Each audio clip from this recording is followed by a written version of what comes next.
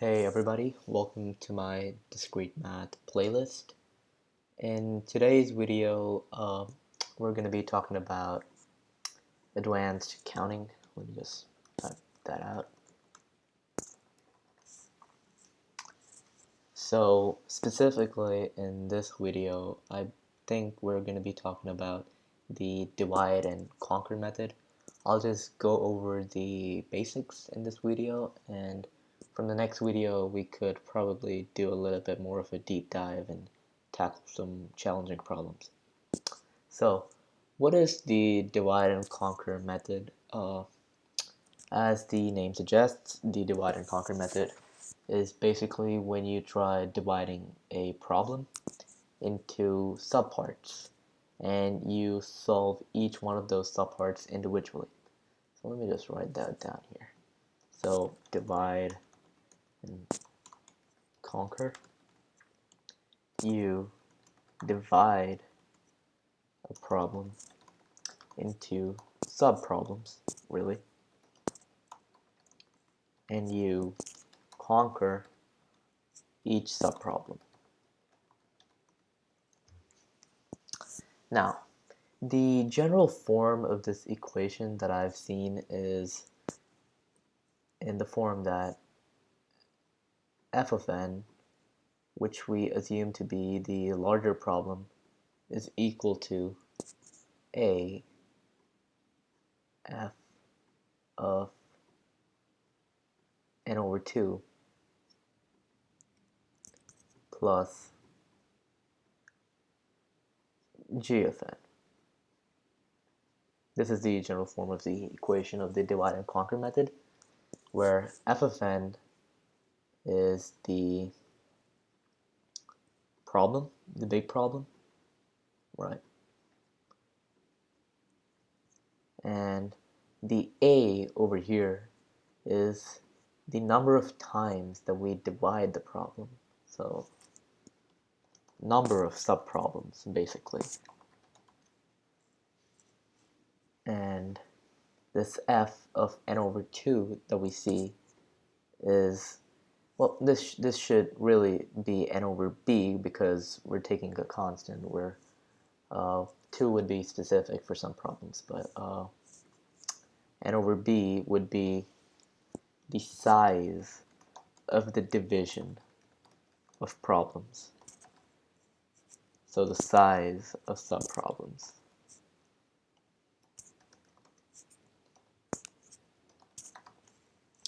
And we have g of n, which is the conquer part of the equation. So this is the conquer part, and this is basically the function that is used to determine how we conquer the subproblems.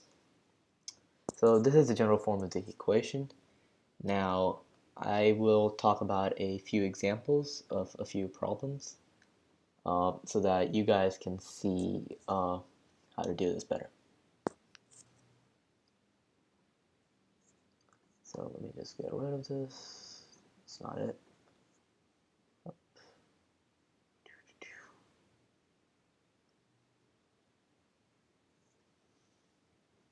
Alright. So the first problem that I have is one that you guys must be very familiar with. It's the binary search problem. So as you guys might know, the basic algorithm of binary search is basically you divide a sorted list and so let me just make this in a bullet. Let me just make this in points so that it's better. You divide a sorted list and you check for the middle element of the list. You find out if the element you're searching for is greater than the middle element or lesser than it. And then based on that, you do further divisions until you find the search value. So you compare it with the middle value each time, and based on if your value is greater or not, you go to the right of the list or to the left of the list if it's lesser. And so that's how that works. So the way that we would write a divide and conquer function for or equation for this binary search problem would be, so let's assume that the problem is f of n. So really, I mean, if you guys have noticed this, you'd see that we're going to be solving this recursively, right? Because based on the size of the list, we might divide the list maybe only once, and sometimes we might divide it twice, and so on. So it really depends on the size of the list. So regardless, what we would do here is we would divide the list into half, right? Because we find the middle element, and then based on how our value compares to the middle element, we choose only half the list. So that's this part, right? This is the division of the subproblems. We divide the list in half. And the other part of this is the conquer part, which is plus 2. Now, you guys might be wondering why this is plus 2, and the reason is the two comparisons that we make. The first comparison that we make is obviously to check if our value is equal to the middle element. And the second check that we have is to check if our value is greater, maybe I should just use the symbols, or less than the middle element. So these are the two checks that we make, and so that's why we have the plus 2. Obviously, if it's greater, we go to the right. If it's less, we go to the left. So this is how you would solve the binary search problem. I hope you guys understand this. We'll look at one more problem in this video, and we'll look at a few more complex ones in the next one. So another problem that I have is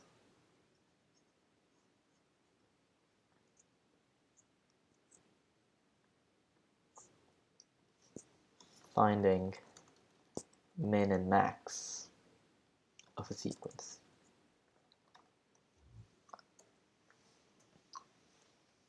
So one way you could do this problem is to actually divide a sequence into two parts, and then you find the minimum and maximum of each part, and then you just combine it and see which is the greater and which is the lesser in both sequences. So let's just put this in writing. We have f of n over 2. Well, no. We need to have the problem statement first. My bad. So f of n first, which is the problem itself. And like I said, we could divide a sequence into two parts. So that would be 2f of n over 2.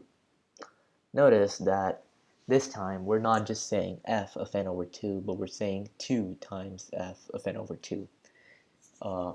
Last time we didn't do this for the binary search, and that's because we only really care about one half of the list that we divided into. Either we care about the half of the list that is less than the middle element, or the half of the list that is greater than the middle element. Whereas in this case, when we're finding the minimum and the maximum of the sequence and we divide it into half, we're going to need to consider both, because the minimum and the maximum element might be in either sequence. So we'll need to consider both, and that's why we have the 2 here. And for the conquer method, we have plus 2. Now I'll give you guys a few minutes to see and understand why this could be plus 2. You guys can pause the video, or I'm going to give you guys a few minutes anyway, so you guys can figure it out.